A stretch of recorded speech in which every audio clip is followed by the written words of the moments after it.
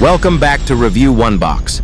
China just went one step ahead of the world and leaked Volkswagen's newest big boy. Meet the 2025 Volkswagen Tavendor facelift. Leaked before VW could even put on their fancy premiere suit. And oh boy, this thing is 5,007 millimeters of German metal that's been stretched like a pizza dough, but somehow they kept the wheelbase the same. Translation? You're getting more overhang.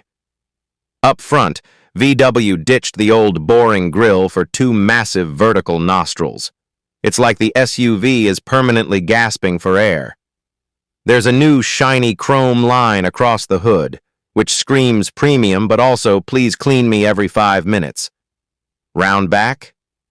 LED taillights got a fresh graphics update, and the exhaust pipes are now hidden, because apparently fake exhaust tips were getting boring.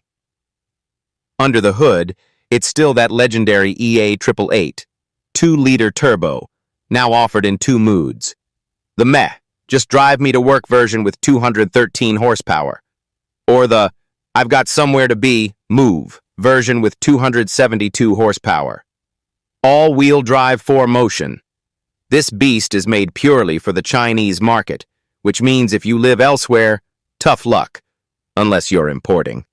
VW's hoping this update will keep the Tavendor relevant in a market that's currently being eaten alive by EVs with more screens than sense. So yeah, it's bigger, shinier, still petrol-powered, and probably ready to cruise Chinese highways in calm, quiet, corporate style. But let's be real.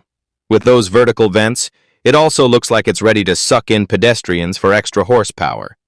Stay tuned for more raunchy car updates until then. Subscribe, like, and comment your thoughts.